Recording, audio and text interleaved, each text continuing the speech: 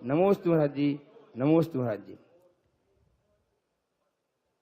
आज इस क्रम को प्रारंभ करूं उसके लिए प्रथम क्वेश्चन के लिए श्री विजय पाटनी लाड़नू तैयार हो जाएं और तैयार हैं श्री महेंद्र जी गंगवाल, संजय जी जैन, श्री राजकुमारी सेठी क्रम से तैयार होकर के। हाँ बोलो वहीं से। नमस्ते महाराज, मेरी जिज्ञासा यह है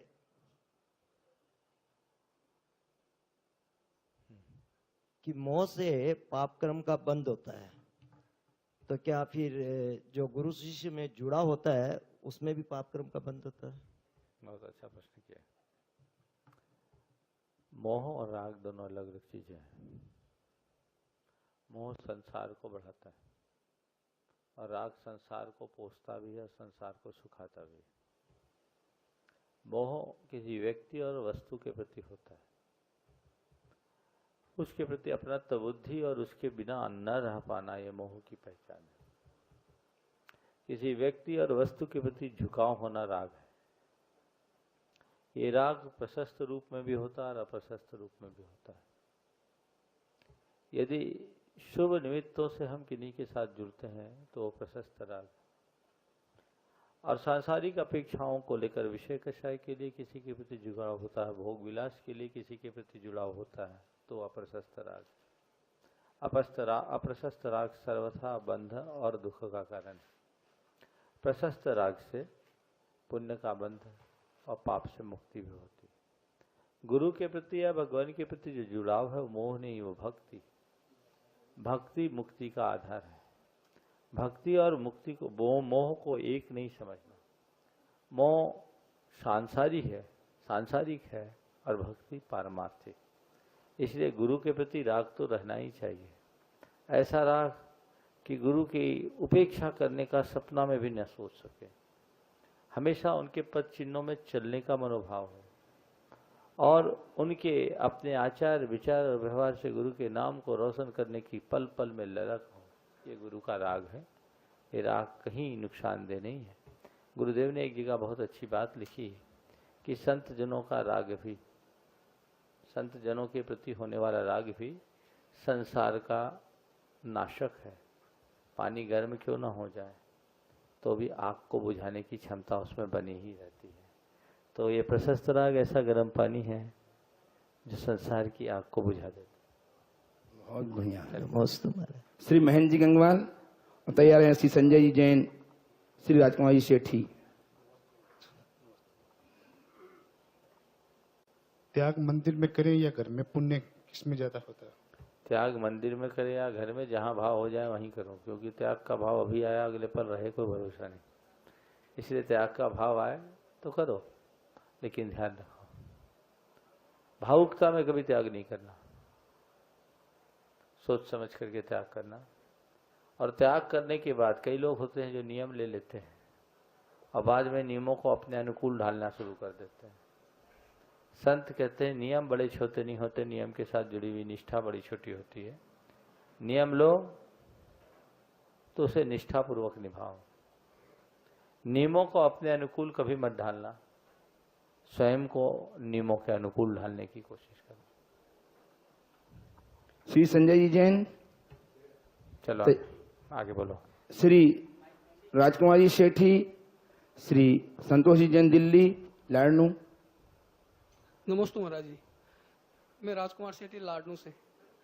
महाराज जी, मेरी शंका ये है कि मैंने एक किताब के अंदर पढ़ा था कि देवता लोगों का सिंहासन कंपायमान हो गया जब महावीर भगवान का गर्भ त्रिशला की खोक में जाने की बजाय एक ब्राह्मणी की खोक में चला गया, और जो ब्राह्मणी का जीव था वो त्रिशला की खोक में चला गया। क्या गुरुदेव ये सही है?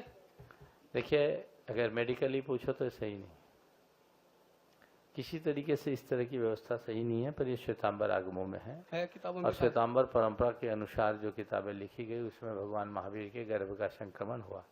बाद में उसे ब्राह्मणी से वापस प्रिय कारिणी के पास लाया गया। दिगंबर परंपरा में ऐसी कोई मान्यता नहीं है, उसमें वही सहज प्रक्रिया को मान्य किया गया है जो सहज रूप से होता है।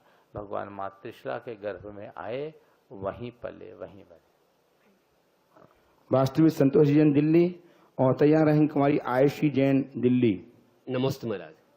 महाराज श्री, वास्तु के अनुसार वायु कोण में ठहरने वाला जल्दी विहार कर जाता है, तो आपको सुखदेव आश्रम में आप भी वायु कोण के तलगर में ठहरे थे, तो आपका विहार इसलिए जल्दी हो गया क्या? मैं हर कदम कदम पर वास्तु नहीं लगाता, तो फिर तुम लोगों को ठहराने से पहले सोचना था। चलो नमस्ते। कुमारी आयुषी आ जाए और तैयार है श्रीमती अनीता जैन लाडनू, नमोस्तु श्री ऋषभ जैन लाडनू। महाराज जी, विनय पाठ में आता है तुमको पूजे सुरपति अहिपति नरपति देव, तो नरपति का मतलब क्या होता नरपति यानी चक्रवर्ती, है? नमोस्तु। अहिपति यानी नागेंद्र। ओम। आ जाइए अनीता जी और तैयार हैं ऋषभ जैन, आशीष सेठी, नमोस्तु महाराज। त्रिलोक जैन ताऊ। मैं लाडनू से अनीता जैन। मुझे हेलो, मेरे को ये पूछना था, आप 5 दिन से मतलब लाडनू के, लेकिन मेरी मतलब मैं पूछना चाहती हूँ, आपकी जो आप प्रणाम के लिए निकलते हो, विधि मतलब विधि समझ में नहीं आई अभी तक, किस पे है? हाँ, विधि समझने के लिए तुम्हें आरिका बनना पड़ेगा। आगे चलो, हैं?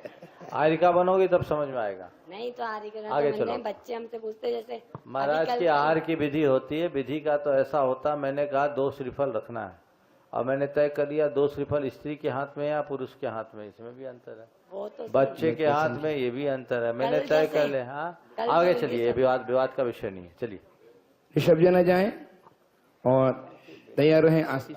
नमोस्तु महाराज जी, मेरा नाम ऋषभ जैन, में लाडनू से। मेरा प्रश्न ये है कि तीर्थंकर और अरिहंत में क्या अंतर है? तीर्थंकर वो होते हैं जो धर्म तीर्थ का प्रवर्तन करते हैं। अरिहंत तीर्थंकर होते हैं, पर तीर्थंकर अरिहंत होते हैं, पर अरिहंत तीर्थंकर होते भी नहीं भी होते। जो अपने घातिया कर्मों का क्षय कर लेते वो अरिहंत कहलाते हैं, और तीर्थंकर घातिया कर्म का क्षय करने के बाद धर्म तीर्थ का प्रवर्तन भी करते हैं। धर्म तीर्थ क्या कहलाता है?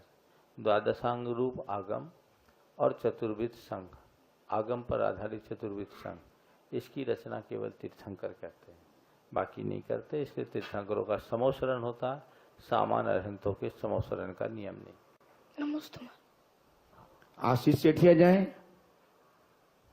नमोस्तु महाराज जी, मेरा नाम आशीष सेठी, मैं लाडनू से हूँ। मेरा सवाल ये है कि सबसे बड़ा धर्म क्या है? क्या इंसानियत से भी बड़े कोई धर्म है? इंसानियत धर्म है और धर्म धर्म होता है, बड़ा और छोटा नहीं होता। नमोस्तु महाराज जी। त्रिलोक जैन ताऊ और तैयार हैं श्रीमती रेणु विनय कुमार, ट्रस्टी गुणायतन, दोनों ही साथ में आएंगे। नमोस्तु गुरुदेव। मेरा निवेदन है कि पूरे देश और विदेशों में बहुत ही हिंसा का तांडव हो रहा है, और जैन धर्म के सिद्धांतों को अपनाकर किस रूप में हम अहिंसा स्थापित हो सकती है गुरुदेव? लोगों के हृदय में संवेदना जगाएं, सहअस्तित्व की भावना बढ़ाएं। संवेदनशीलता और सहअस्तित्व की भावना को हम बढ़ाएंगे तो धीरे धीरे अहिंसा का प्रसार होगा। आज लोगों की संवेदनाएं क्षीण हो रही, लोक में अहिंसा के प्रचार में बहुत सारे लोग लगे हुए हैं। बहुत से ऐसे लोग भी हैं जो मूलतः जैन नहीं हैं, लेकिन फिर भी वे अहिंसा के प्रचार प्रसार में जितना अच्छा काम कर रहे हैं बहुत अनुकरणीय है।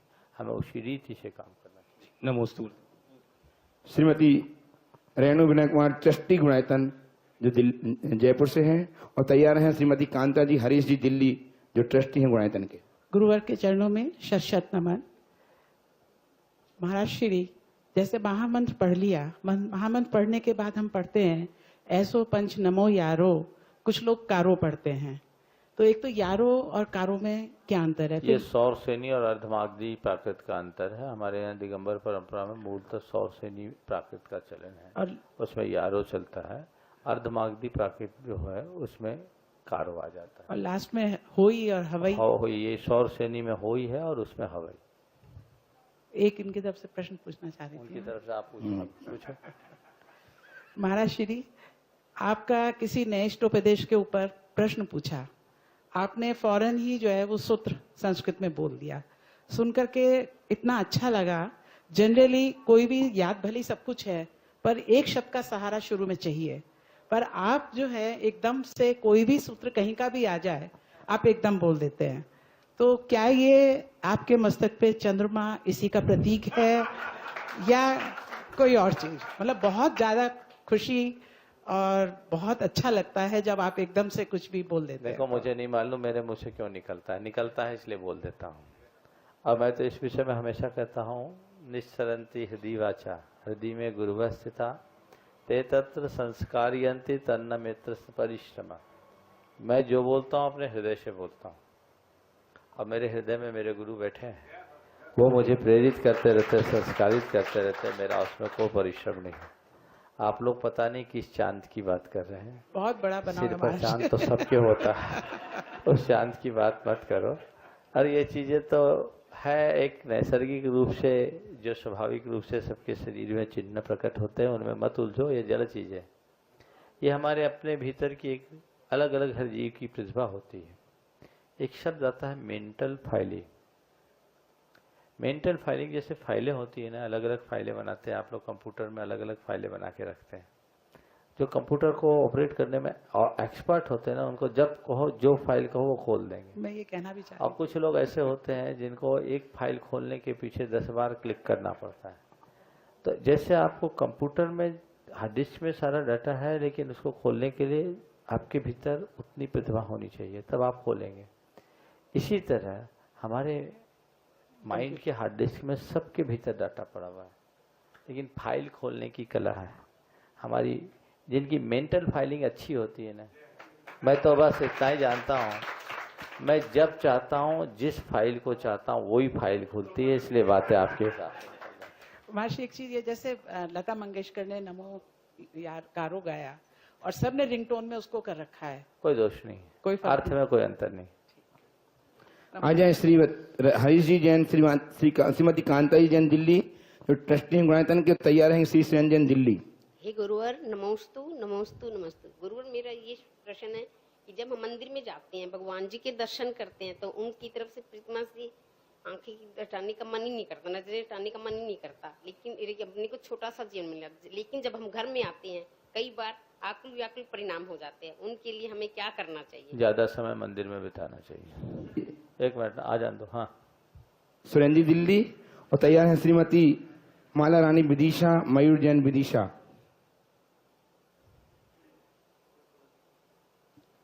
नमोस्तु महाराज जी, नमोस्तु नमोस्तु। महाराज जी, मैं सुरेंद्र जैन दिल्ली से। मैं एक प्रश्न पूछ रहा हूँ, मेरे मन में एक इस तरह का विचार उठ रहा है। मैं अपना पीछे 50-55 साल का जीवन देखता हूँ, तो उस समय देखता हूँ कि छोटे छोटे बच्चों में अपने पड़ोसियों का डर होता था, माता पिता का, गुरु का, सबका होता था। और बड़े हो गए तो समाज का डर होता था, और बड़े हो गए तो कानून का डर होता था, और बड़े हो गए तो भगवान का डर तो हर एक के मन में था। तो आदमी गलत काम करने से हर कोई डरता था। अभी कुछ दिन पहले मैंने एक महाराज जी के सुने कि अब मॉडर्न जमाना है। मॉडर्न यानी मोए किसी का डर नहीं, ये मॉडर्न, इसका मतलब है कि मोए किसी का डर नहीं, ये हो गया मॉडर्न। तो मैं देख रहा हूँ ईश्वर तक का डर नहीं रहा अब ये। तो ये आदमी की अपनी बुद्धि का परिणाम है कि समय काल का प्रभाव है महाराज जी? ये किसी का भी डर नहीं रहा इंसान। देखो, ये बुद्धि बढ़ते हुए बुद्धिवाद का परिणाम है। जब मनुष्य की बुद्धि ज्यादा तीक्ष्ण हो जाती है तो भावनाएं खत्म हो जाती है। आज का युग बौद्धिक विकास का युग है, और मनुष्य सब चीजें जोड़ घटाव से चलाना शुरू कर दिया। अंदर की भावनाएं शुष्क होते गई, इसलिए पूरे के पूरे वातावरण में ही बड़ा परिवर्तन है। शुष्क बुद्धिवाद समाज का कभी उद्धार नहीं कर सकता। आगे आ जाए श्रीमती माला रानी विदिशा से, और तैयार रहे मयूर जैन विदिशा, श्री संजय जैन महिजाम गुणायतन।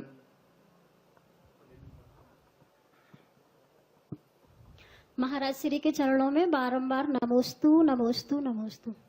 महाराज जी, शास्त्रों में लिखा है कि देवों में कोई संयम नहीं होता है, देवता लोग भी मनुष्य पर्याय के लिए तरसते हैं। तो फिर मनुष्य स्वर्ग की कामना क्यों करते हैं? किसी का सुमरण होता है तो कहते हैं वो तो देव बन गए होंगे, ऐसा क्यों? स्वर्ग की कामना वही करते हैं जिन्हें अपनी आत्मा के स्वरूप का भान नहीं होता। सच्चे अर्थों में देखा जाए तो मनुष्य जन्म मरण से ऊपर उठने का लक्ष्य रखता है। जो सम्यक दृष्टि है उसे न स्वर्ग की कामना है न अन्य की, वो तो सीधे अपनी आत्मा की शुद्धि की कामना करता है। जहाँ तक सवाल है कि मृत्युपरांत लोगों के नाम के साथ स्वर्गीय लगाना या किसी के सदगति को प्रकट करना, ये इस अवधारणा के साथ किया जाता है कि जो व्यक्ति अच्छे कर्म कर रहा है वो मोक्ष नहीं गया तो अच्छी जगह जाएगा, देवगति में जाकर के रेस्ट लेगा, अपनी पात्रता को निखारेगा, यहाँ आकर संयम धारण करके मोक्ष जाएगा। तो सदगति और दुर्गति ये दोनों चीज़ें अलग अलग हैं। दुर्गति बहुलता से लोग भोगते हैं, सदगति बिरलों की होती है। और सदगति वे ही पाते हैं जो सत्कर्म करते हैं। जो पूरी तरह से निर्वृत्ति में जीते हैं वो मोक्ष गति को पा लेते हैं, और जो थोड़ी नीची भूमिका में आ जाते हैं वो थोड़ा रेस्ट लेकर के मोक्ष पाते हैं, परंपरा से मोक्ष पाते हैं। इसलिए सदगति को श्रेष्ठ माना गया। अजय मयूर जैन, और तैयार रहेंगे संजय जी, मुकेश जी, बड़ा घर विदिशा। नमोस्तु महाराज श्री, अगर हमारे मोक्ष मार्ग पर चलने के भाव हैं तो हमको परिवार वाले, घर वाले रोकते हैं, तो ऐसे में हमको क्या करना चाहिए कि हमारे वैराग्य के भाव और प्रबल हों? नमोस्तु महाराज। घर वालों को खूब रोक लगाना चाहिए। जितना रोक लगाएंगे तुम्हारे वैराग्य की परीक्षा होगी, और तय कर लेना चाहिए कि मैं तभी निकलूंगा जब घर वाले मुझसे संतुष्ट होंगे। मेरा अपना अनुभव है कि सहज रूप से स्वीकृति दे देने से सहज रूप से प्राप्त तत्व का मूल्य नहीं होता। भावना में आकर थोड़े से वैराग्य के भाव उमड़े, प्रायः कई बार ये वैराग्य नहीं होता, भावुकता भरा निर्णय होता है। और घर वाले धार्मिक भावना से ओतप्रोत होकर के एकदम सहमति दे देते हैं, निकल जाते हैं। बाद में वैराग्य खत्म हो जाता तो त्यागी का वेश रहता है, त्याग नहीं रह पाता, त्याग का स्वरूप नहीं रह पाता, उससे वो त्याग का रस नहीं ले पाता। और यदि घर वाले थोड़े से उसको रोकते हैं तो मैं उस त्यागी के लिए इसे पॉजिटिव मानता हूं। उससे वो पक्का हो जाता है, मजबूत हो जाता है, क्योंकि मेरी ये पक्की अवधारणा है कि सच्चे वैरागी को दुनिया की कोई ताकत नहीं रोक सकती। हमारे संघ में एक कारिका है दुर्लभमती, दुर्ग की थी। जब उसके मन में वैराग्य के भाव आए, घर के लोगों ने उन्हें एकदम रोक लिया और सब तरह से प्रतिवाद किया। उन्होंने कहा ठीक है, आपको लगता है कि मैं गलत रास्ते पर जा रही हूं, आप रोकते, मैं रुकी हूं, पर आप जिधर मुझे ले जाना चाहते उधर मैं नहीं जा सकती। मेरा लक्ष्य कुछ और है, मेरा ध्येय कुछ और है, मैं घर पे रहूंगी। और घर पे रहते हुए 1984 से लेकर 1988 तक 4 वर्षों तक उसने घर में अपनी चर्या और क्रिया में निरत रही, और वो बड़ी सात्विक चर्या, बड़ी सात्विक क्रिया रही। नतीजा ये निकला कि 1988 में उनके परिवार जन खुद गुरुदेव के चरणों में उन्हें छोड़ गए कि महाराज ये आपके ही काम की हमारे ने। और जब आचार्य महाराज ने 1990 में उनकी दीक्षा दी तो उनका नाम दुर्लभमती रखा। समझ गए? तो अगर कोई रोकते हैं तो त्यागी को ये नहीं सोचना चाहिए कि हमें रोक करके मेरे लिए अहित कर रहे हैं। पॉजिटिव सोचना चाहिए, ठीक है रोक रहे हैं, मुझे मजबूत बना रहे हैं, मैं मजबूत बनूंगा और स्ट्रांग बनूंगा। हालांकि घर परिवार के लोगों को भी इस स्तर पर रोक नहीं लगाना चाहिए कि सामने वाला अपने लक्ष्य से भ्रमित हो जाए, पर उसकी वैराग्य और भावुकता इन दोनों को परखना जरूर चाहिए। अजय सी संजय जैन महिजाम से, और तैयार है मुकेश जैन, बड़ा घर विदिशा। नमस्ते गुरुवर। ऐशो आराम जिंदगी में व्यक्ति को निष्क्रिय बनाता है, ऐसा आपका एक कोटेशन है। फिर भी जब श्रावक तीर्थ क्षेत्र दर्शन करने या वंदना करने जाते हैं तो वहाँ सारी सुविधाएं ढूंढते हैं, ऐसे में उनके लिए क्या संदेश है? बहुत अच्छी बात है। जो सुविधावादी होते हैं ना वो सब जगह सुविधाएं खोजते हैं। ये आज के समय में ऐसी कुपरंपरा हो गई कि किसी तीर्थ क्षेत्र में जाएंगे तो लोग ये नहीं पूछेंगे कि वेदियां कितनी है, अभिषेक का टाइम क्या है, पूजा प्रक्षाल की क्या व्यवस्था है। ये पूछेंगे कि भैया एसी रूम है कि नहीं, सुविधाएं क्या है। ये जरूरत से ज्यादा सुविधावादी प्रवृत्ति का कुपरिणाम है। ऐसी सुविधावादी मनोवृत्ति से अपने आप को बचा करके चलना चाहिए। मैं तो ये कहता हूँ तीर्थ क्षेत्रों में जाइए, कदाचित सुविधाएं अपनाना है, आपकी जीवन शैली का वो अंग बन चुकी है, मैं उसके लिए भी निषेध नहीं करता, पर ऐसी सुविधाओं के आदि मत बनिए जो आपकी दुविधा का कारण बन जाए और जिस उद्देश्य से आप क्षेत्र पर पहुंचे हैं उस उद्देश्य से ही दूर कर दे। जैसे टीवी, आजकल तीर्थ क्षेत्रों में हर कमरे में लोग टीवी लगाना शुरू कर दिए होटलों की तरह। अब जब आप शिखर जी जैसे समेत शिखर जैसे क्षेत्र में जाएंगे, आपके कमरे में टीवी लगी होगी, स्वाभाविक तौर पर जब समय होगा जो सीरियल आप देखते आए हैं, जो मूवी आप देखते आए हैं, उस कार्यक्रम की तरफ आपकी दृष्टि जाएगी, क्योंकि नौकर्म सामने आते ही कर्म उदीरित होता है। आए थे समय निकाल करके पूजा पाठ करने, भक्ति करने, जो समय आप अपने दर्शन बंधन को देते और अन्य आत्मचिंतन आदि के लिए देते, वो टीवी के लिए समर्पित कर देते। ये तो रोज मिल जाएगा। तो एक प्रकार का ये पाप का आश्रव है।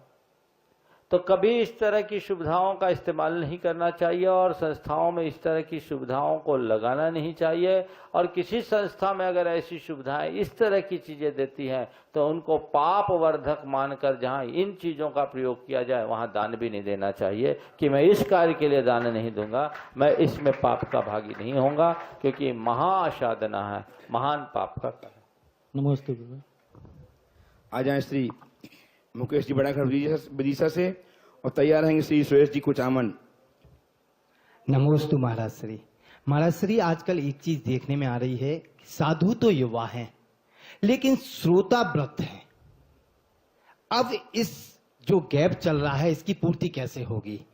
युवा आना नहीं चाहते, एक नहीं होना चाहते, और साधु युवा बनना चाहते हैं। देखो, ये बहुत ज्वलंत विषय को आपने उठाया। प्रायः हर संप्रदाय में, धर्म सभा में लोग प्रायः प्रौढ़ और बुजुर्गों की ही उपस्थिति देखते हैं, युवा तुर्कों की संख्या कम होती है। और आपने इस पहलू को भी बहुत अच्छे से छुआ कि प्रायः साधु लोग यौवन अवस्था में ही बनते हैं। वस्तुतः साधु वही बन पाता है जिसके अंदर शक्ति होती है, क्षमता होती है। युवा आज भटका नहीं है, युवा के मन में धर्मनिष्ठा, उसे सही मार्गदर्शन मिलता है तो वो मुड़ता है। तो युवाओं के अंदर जो परिवर्तन है साधना के प्रति, वह एक वैराग्य की अभिव्यक्ति है। और बड़े बुजुर्गों का धर्म के प्रति जो झुकाव है, मेरी दृष्टि से वो केवल धार्मिक कारणों से नहीं है, वो परिस्थितियों की प्रेरणा से भी है।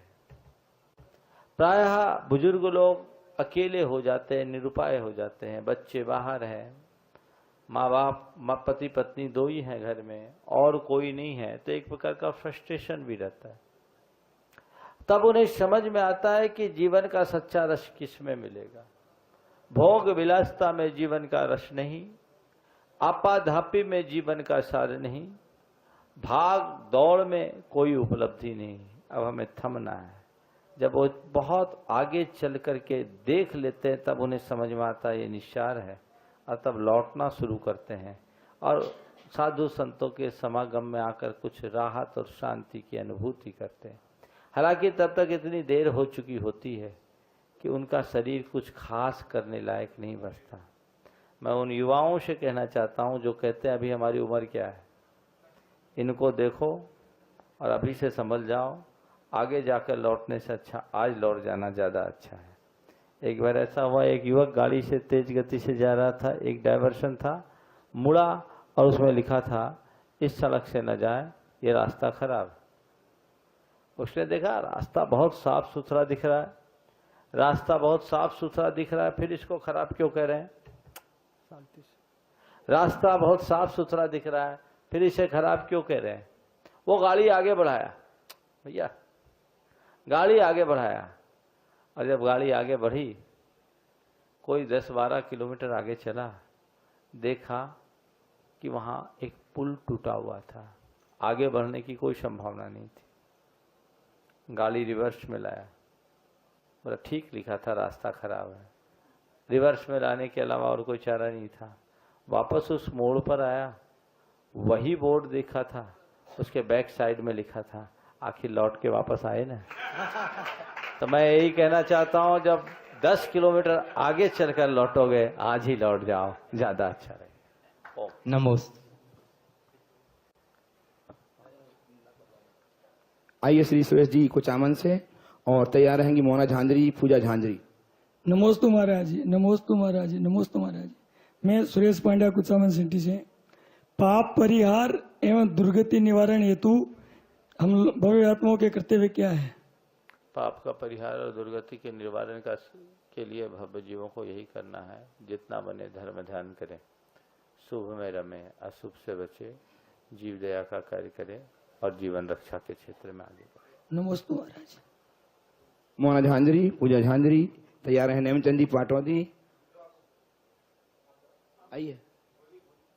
नमस्ते महाराज जी, मेरा प्रश्न यह है कि लोग कहते हैं कि भाग्य में लिखा है वो जरूर मिलेगा, और सच में हमें भाग्य में लिखा है वो मिलता भी है, ये रियल में सच है या कहते हैं? बहुत अंशों में सच है।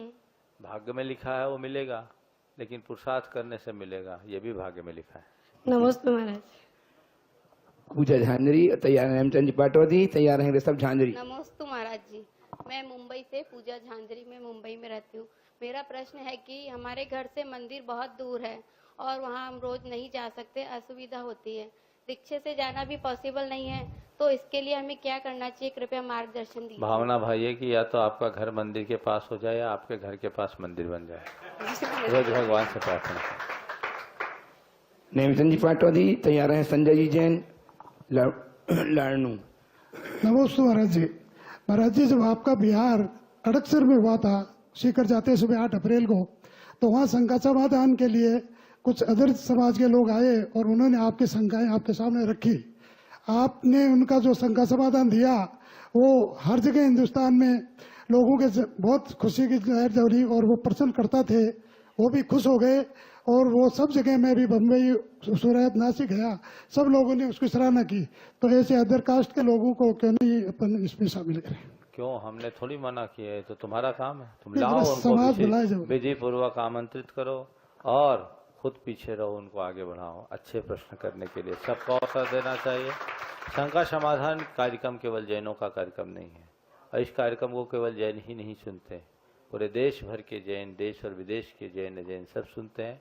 तो प्रश्न पूछने का भी अधिकार सबको है, बशर्ते ये शंका समाधान में हम कोई आपके भविष्य और दुख संकट के निवारण का शंका समाधान नहीं करते। हम तो केवल धर्म और जीवन व्यवहार से जुड़े हुए शंकाओं का समाधान करते हैं, ताकि लोगों को मार्गदर्शन मिल सके और उनके मन की गुत्थियां खुल सके। बस। आ जाइए श्री संजय जी जैन लाड़नू से तैयार रहेंगी। सब नमस्ते गुरुवर, मैं संजय जैन, निवासी लामाहरी सिंह और प्रवासी लाडनू।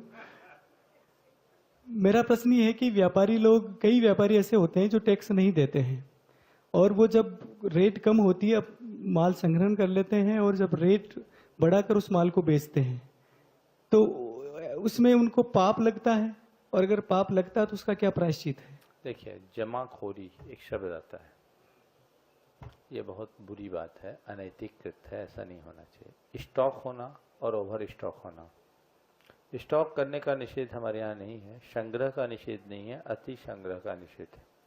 अगर किसी भी चीज का स्टॉक नहीं हो, जितना उत्पादन हुआ एक दिन में तो कंज्यूम नहीं होगा, कहीं ना कहीं स्टॉक तो करना ही पड़ता है।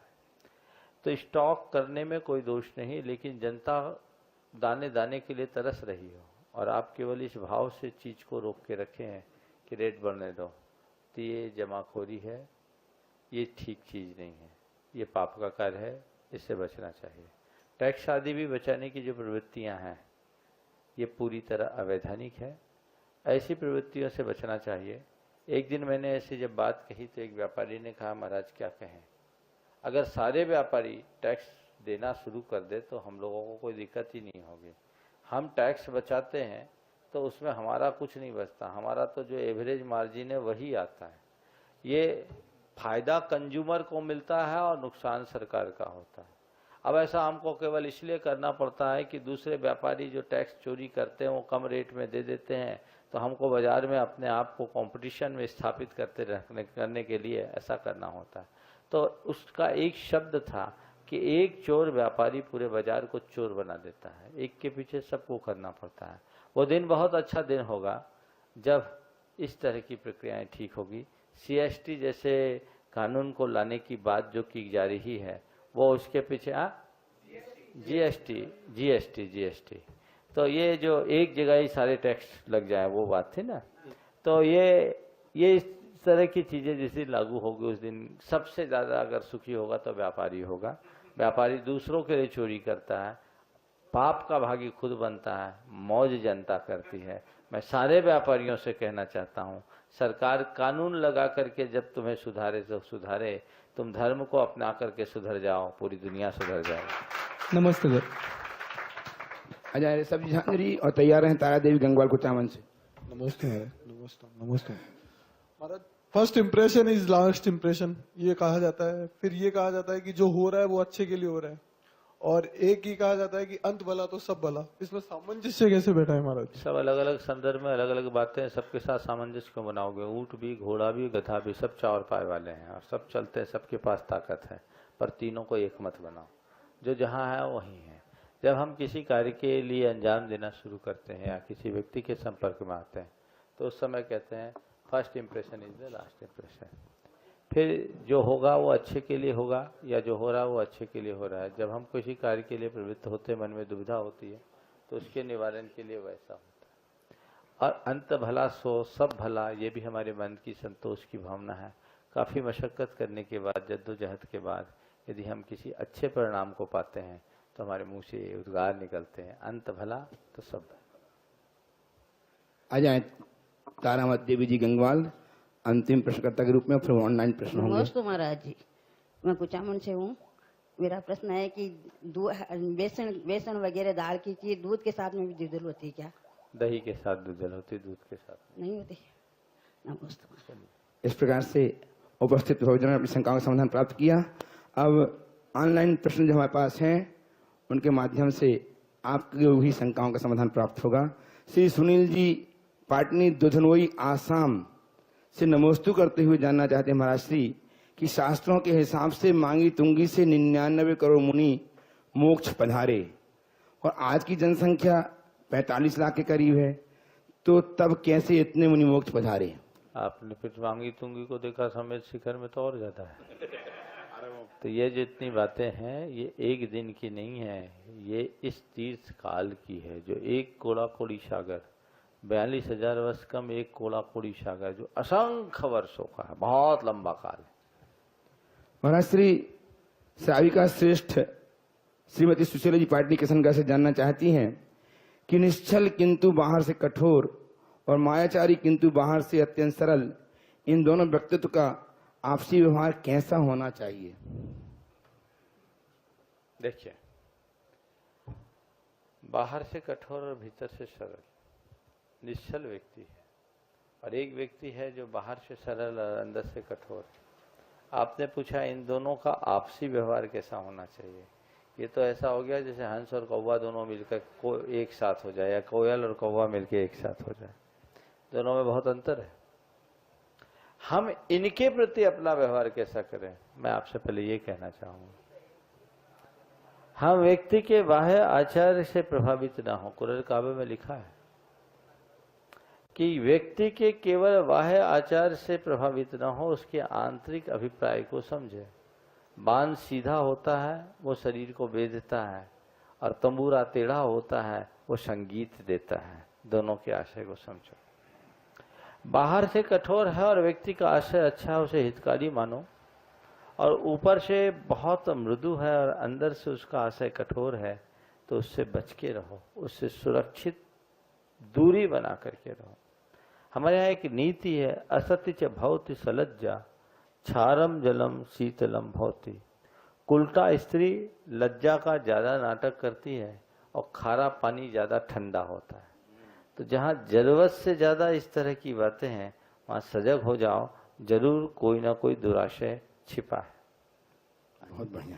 महाराज श्री सीकर से चिरंजी लाल जी शकुंतला जी काला जो गुणाता के ट्रस्टी हैं जानना चाहते हैं कि किसी भी मनुष्य को अपना अपमान अच्छा नहीं लगता और दूसरों का अपमान करने में सूरवीरता समझते हैं, ऐसा क्यों होता है? यही तो मनुष्य के मन की दुर्बलता है। अपना अपमान अच्छा नहीं लगता, लेकिन किसी का अपमान करने में बहुत अच्छा लगता है। ध्यान रखना, अगर तुम अपने अपमान से बचना चाहते हो तो दूसरों को मान देना शुरू करो। मान देने से मिलता है, पाने से नहीं। मान सदैव देने की चीज है, पाने की नहीं। तुम जितना मान दोगे उतने माननीय बनोगे, और जितना मान करोगे उतने अपमानित होगे। एक बात बताऊं, अपमानित कौन होता है? विनम्र नहीं, अभिमानी। विनम्र व्यक्ति को अगर कहीं अपमान भी हो जाए तो अपने आप को अपमानित महसूस नहीं करता, और अभिमानी व्यक्ति को अपमान की बात तो बहुत दूर की है, उसकी अपेक्षा के अनुरूप मान न मिले तो भी अपने आप को अपमानित महसूस करने लगता है। तो अभिमानी सदैव रोता है और विनम्र कभी नहीं रोता, हमेशा मस्त रहता है। जीवन में विनम्रता को अपना आदर्श बना करके चलें तो ऐसी स्थिति नहीं होगी। और एक बात तो हम हमेशा अपने गांठ में बांध के रखें, सामने वालों से हम वही व्यवहार करें जैसा स्वयं के प्रति उसका व्यवहार चाहते हैं। आप जैसा करोगे वैसा ही आपको रिटर्न मिलेगा। आप किसी के साथ अच्छा करोगे तो अच्छा, और बुरा करोगे तो बुरा। एक बहुत पुरानी कहानी याद आ गई। बेटा माँ से किसी कारण से नाराज हो गया, और नाराज हुआ और जंगल में चला गया। घर के पास ही जंगल था, और जंगल में जाने के बाद भी उसका गुस्सा शांत नहीं हुआ, और उसने जंगल में जोर से कहना शुरू कर दिया, मम्मी आई हेट यू। जंगल था घना। बच्चे ने कहा मम्मी आई हेट यू, तो चारों दिशाओं से आवाज आई, I hate you, I hate you, I hate you. बच्चा सकबका गया, गला बड़ा गड़बड़ हो गया। मैंने मम्मी से नफरत की, जंगल के सारे बच्चे मुझसे नफरत करने लगे। बच्चा था, निश्चल था, रिवर्स। मां से लिपट गया, मम्मी सॉरी। तो बेटा क्या हो गया? मैंने आपसे हेट किया ना, तो जंगल के सारे बच्चे मुझसे हेट करने लगे, सबके सब मुझसे नफरत करने लगे। मम्मी मुझे माफ कर दो, प्लीज माफ कर दो। मम्मी सारी बात समझ गई। बोले बेटे जा, जो तूने वहां एक बार कहा ना वही एक बार दोबारा कहते, मम्मी आई लव यू, देख सब तुझसे लव करने लगेंगे। वो गया फिर से जंगल में और कहा मम्मी आई लव यू। चारों तरफ से आवाज आई, I love you, mummy I love you, I love you, love you, love you. जैसा आप करोगे रिटर्न में वही आएगा। मान दोगे मान मिलेगा, अपमान करोगे अपमानित होना पड़ेगा। बहुत बढ़िया।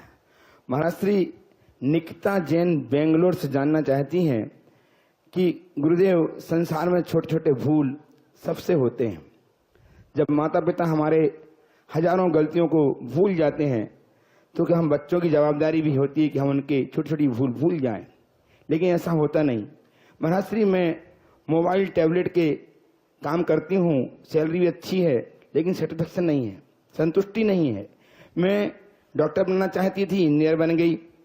मन में खटका रहता है कि समाज के लिए क्या कर रही हूँ, कुछ भी नहीं कर रही हूँ। इंजीनियर बन के मेरा लक्ष्य विहीन हो गई हूँ। मैं आपके पवित्र वाणी टीवी पे सुनकर के मेरी जिंदगी बदल गई है। दिन रात हमेशा आप मेरी आंखों के सामने आपका मुस्कुराता हुआ चेहरा दिखता रहता है। यूँ लगता है कि मैं जिंदगी में कुछ नहीं कर पा रही हूँ, कृपया समाधान दें। पहले तो सभी प्रश्नकर्ताओं से निवेदन है, प्रश्न भेजो, पत्र मत भेजो। प्रश्न एक प्रश्न में अगर 1 मिनट चला जाएगा तो आधा से ज्यादा समय तो प्रश्नों में ही चला जाएगा, उत्तर क्या मिलेगा। मैं उनसे केवल इतना ही कहना चाहता हूँ, जो अपने आप को लक्ष्य विमुख महसूस कर रहे हैं, लक्ष्य विहीन अनुभव कर रहे हैं, या जिनके जीवन में कोई हताशा है, जीवन का रस लेने के लिए 2 बातें ध्यान रखें। पहला, जिसे पसंद करते हो उसे हासिल करने का प्रयत्न करो। जिसे पसंद करते हो, जिंदगी में जिसे पसंद करते हो उसे हासिल करने का प्रयत्न करो।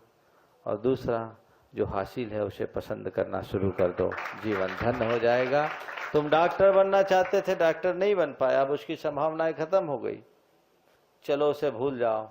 आज एक अच्छे इंजीनियर बने हो तो ऐसा नहीं है कि केवल डॉक्टर ही देश की सेवा कर सकते हैं, एक अच्छा इंजीनियर भी देश के निर्माण में बहुत बड़ा योगदान दे सकता है, समाज के कल्याण में बहुत बड़ा योगदान दे सकता है। तो आप जहां हैं उसी में अपने आप को मस्त रखो, जीवन की धारा बदलेगी। महाराज श्री छत्तीसगढ़ भिलाई के सेक्टर 6 के महामंत्री एवं जैन के महामंत्री प्रशांत जैन और प्रमेंद्र जैन जानना चाहते हैं कि महाराज श्री, हम पंच कल्याण के पात्रों का चयन निश्चित दातारों से निश्चित राशि लेकर सभी पात्रों का लकी ड्रा के माध्यम से चयन करना चाहते हैं, क्या यह शास्त्र सम्मत होगा? देखिए, पात्रों के चयन किस तरीके से करना, इसका शास्त्र में कोई वर्णन नहीं दिया। कैसे व्यक्ति को पात्र बनाना, ये तो वर्णन शास्त्र में है।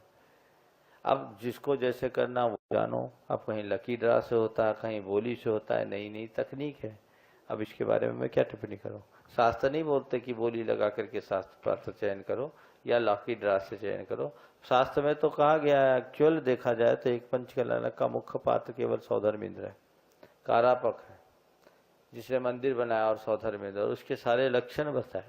दृढ़ श्रद्धालु हो, संयमी हो, धर्मनिष्ठावान हो, सुचरित्र हो, उदार हो, प्रचुर द्रव्य का स्वामी हो, ये सारे लक्षण प्रतिष्ठा ग्रंथों में दिए हैं। आज के बदले हुए हिसाब से जब पंचकल्याणक सामूहिक होने लगे और उसमें विपुल द्रव्य लगने लगा है, पैसा कहाँ से आए? तो इन पात्रों के माध्यम से पैसा आने लगा और अब नए नए पात्रों की रचना भी होने लगी। चलिए, कुछ भी हो, इस निमित्त से आपका दान तो लगता ही है, कल्याण का कारण। श्री अमरावती से जयंत कुमार जैन जानना चाहते हैं उन्होंने कि महाराज जी, मैंने आपके मार्गदर्शन पर तारीख 31/8/2015 को संलेखना व्रत का फैसला जैनियों के पक्ष में आने हेतु अपनी सबसे प्रिय वस्तु शक्कर का त्याग किया था। आपके इस प्रश्न को बीच में रोकता हूं और ये कहता हूं कि इससे संबंधित जितने भी लोग हैं, मैं कई बार इस बारे में बोल दिया, आप दोबारा प्रश्न न करें। संलेखना संथारा के उपसर्ग के निमित्त जिन लोगों ने भी जो त्याग किया था, वो त्याग इसलिए था कि जब तक इसका निराकरण ना हो। वर्तमान में हम पर कोई संकट नहीं है, इसलिए अब आपके त्याग का नियम पूरा हो गया। आपको इसमें कुछ सोचने की जरूरत नहीं है। आपने इतने दिन तक अभी तक उसका निर्वाह किया, ये भी बहुत प्रशंसनीय बात है। आगे जब कभी कई ऐसे मौके आए, आप सब अपना त्याग रखें। मैं तो ये समझता हूँ हमारी समाज, हमारे साधु जीवन पर और हमारी संस्कृति पर ये जो उपसर्ग आया, वो पूरे देश भर के समस्त जैन श्रद्धालुओं की श्रद्धा और इसी निष्ठा का प्रतिफल था, जिसके कारण इतने अल्पावधि में ये सफलता सबको प्राप्त हुई।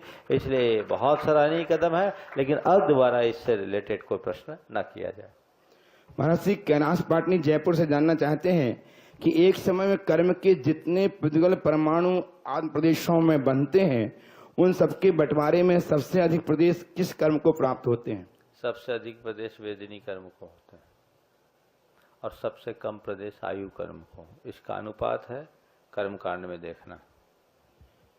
महाराज श्री अर्पित जैन जामनगर से जानना चाहते हैं कि जब ईश्वर कुछ नहीं करते तो हम सबका और पृथ्वी प्रकृति का निर्माण किसने और किस उद्देश्य से किया? इतनी अद्भुत रचना अपने आप तो नहीं हो सकती। इतनी अद्भुत रचना कोई बना भी नहीं सकता। क्यों?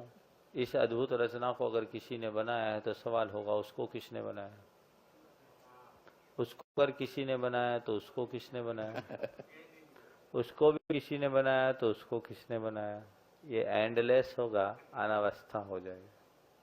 फिर बनाया तो क्यों बनाया? जैन धर्म के अनुसार ये विश्व, ये सृष्टि अनादि से है, स्वतः निर्मित है और इसे अन्य दर्शनों में भी भिन्न भिन्न दृष्टि से मान्य किया गया है। न कर्तृत्व न कर्माणि लोकस्य सृजति प्रभो न कर्म फल संयोग है स्वभावस्तु प्रवर्तते।